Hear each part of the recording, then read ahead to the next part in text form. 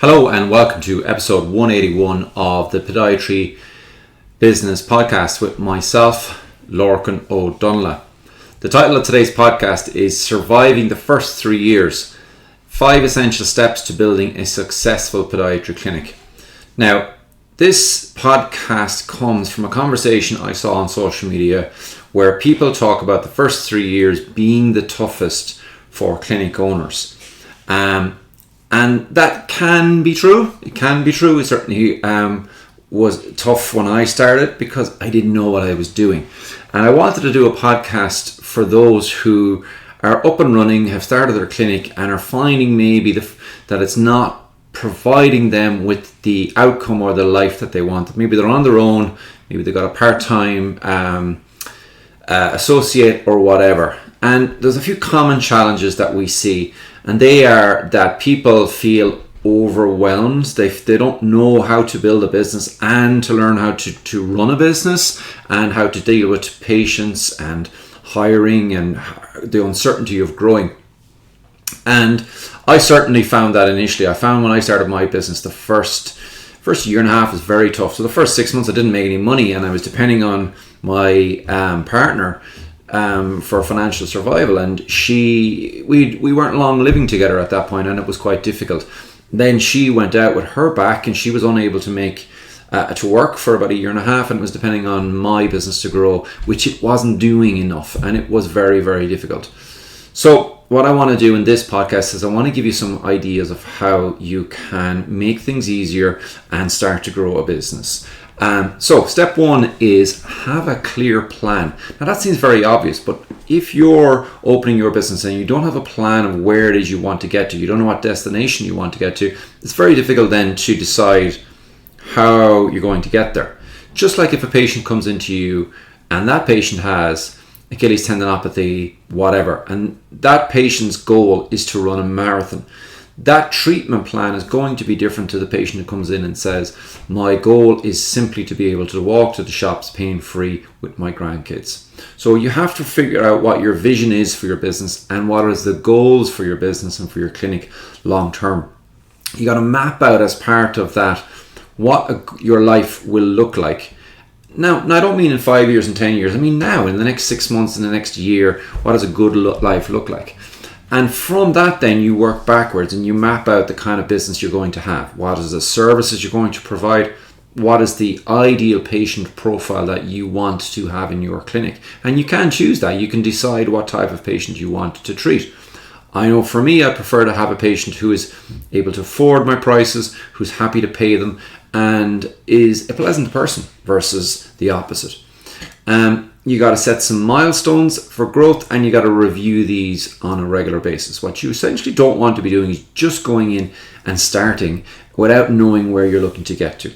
Which brings me to step 2, which kind of works together with step 1, and that is that you absolutely must know your numbers.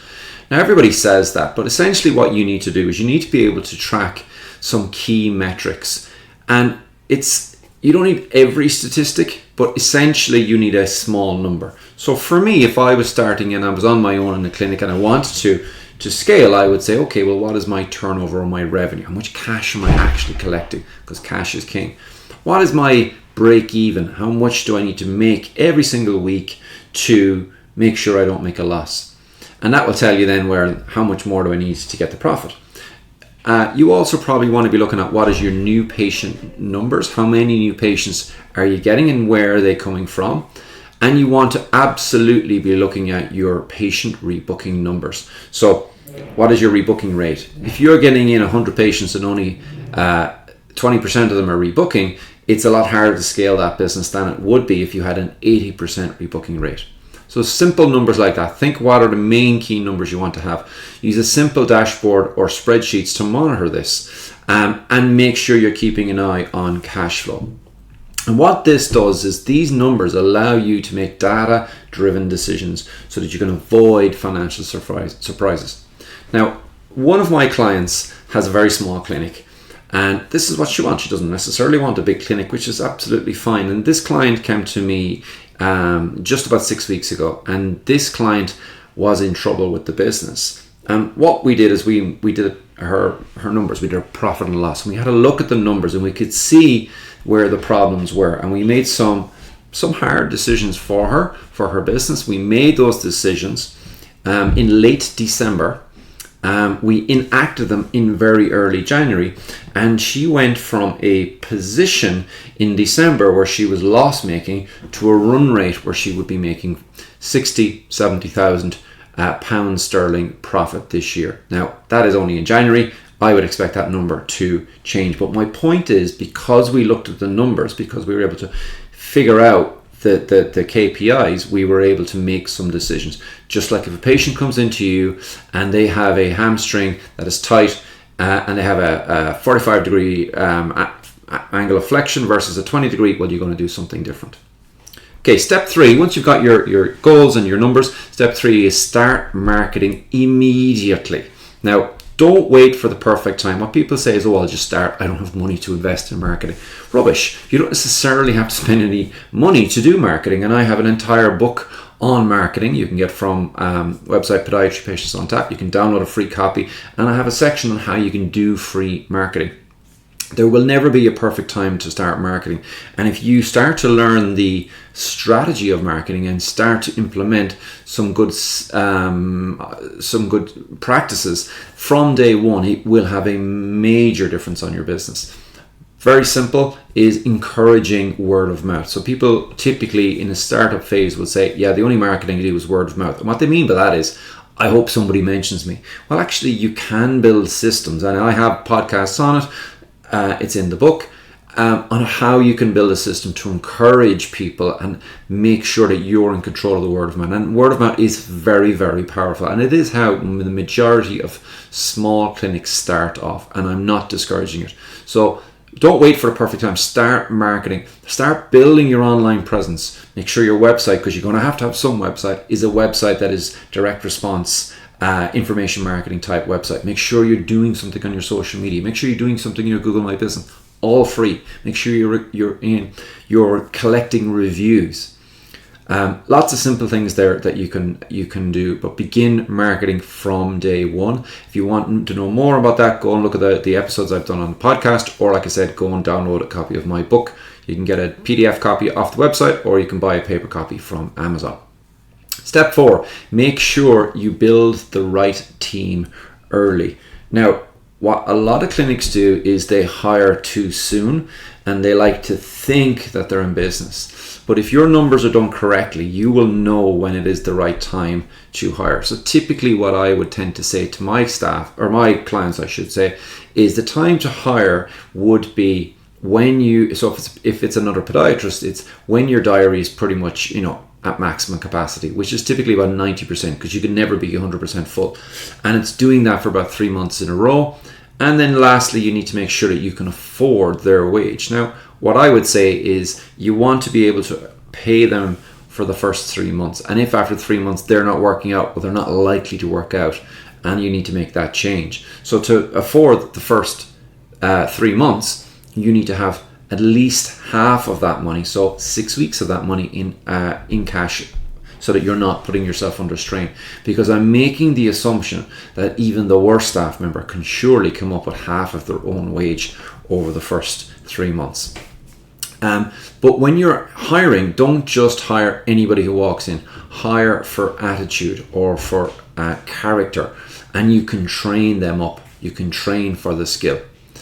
You want to make sure you're delegating admin and clinical tasks as soon as possible. Outsource that if you can. Even with AI voice, which we now provide for Clinico, you can have a receptionist for $500 a month. When I started to have a receptionist that would be there, I basically had someone there 40 hours a week, but they took lunch break, they couldn't answer every call, they might be dealing with another patient and so on. Now you can use AI to have a receptionist answer your phone, book people in 24/7 for $500 a month. It's something we do for clients. But regardless, make sure you're building the right team early so that you can focus on your zone of genius. Step 5, systemize things. Systemize as many things as you can. Now, people get hung up on how do I systemize it, but essentially figure out, the first thing is think, how do I do things? So whatever the name of your clinic is, let's say it's XYZ clinic. there should be an XYZ clinic way of doing things. So in my clinic, there's an XYZ, there's an Achilles foot clinic, excuse me, that's the name of my clinic, way of doing chiropody. And the reason we do that, and there even is a way to do the padding after, is what I want when a patient comes in, that the same treatment is given no matter who sees them, same quality of care. And it's not about the person, so the patient doesn't really mind who treats them, because it's about the system. And it means that the business is not heavily dependent on one person, neither the owner or any member of staff. So document repeatable processes, including clinical. Now, you can still give people the ability to make clinical decision making. I'm not suggesting we take that away, but you can document repeatable processes for admin, patient flow, for your marketing. And you can use automation tools as much as possible for this. So you can use, like I mentioned earlier, AI for booking. You can do online booking. You can use AI SMS agents for booking. All the things I've talked about before.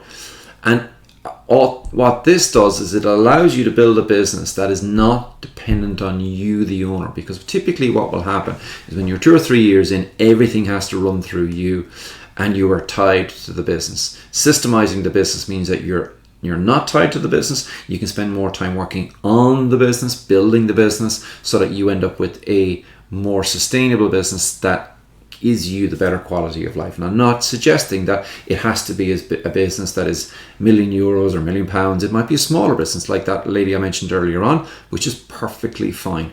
But these steps will make things a lot easier for you. So if we go back over in step 1, make sure you have a clear plan of what it is you're trying to achieve, where you're trying to get to, and how much money you want to earn from this, which is the whole point. Number 2, know your numbers. You've got to know your numbers so you can start to make some decisions based on them. Step 3, start marketing immediately. Don't wait for the perfect time to market. And don't say to me, I don't have any money for marketing. Of course you have. You have a website. Make sure it's a good website that makes you money. You can do word of mouth. Use Google My Business. All of these things are free. Step 4, when ready, make sure you build the right team, and make sure you do so early enough that you don't become overloaded. And as part of that, as step 5, is make sure you're systemizing the business. So it is system based, not person based. So this is kind of like an intro to the type of things that we do here, More Practice Profits, in our business coaching for podiatrists. If you want help with your business, if you're maybe a few years into your business and it's not providing you with the outcome you want, then we'd love to have a conversation with you to see if we think we can help you grow your business, to build a business that gives you a better quality of life, not one that you're tied to, that you feel that is not providing you with the financial rewards that you hoped it would for the amount of work that you're putting in. If you're interested in that, simply go to morepracticeprofits.com, fill in a form for a quick triage call. It's just a 5-minute phone call. We have a conversation, see where we are, and we go from there. So until next time, this is Lorcan from the Podiatry Business Podcast, signing out.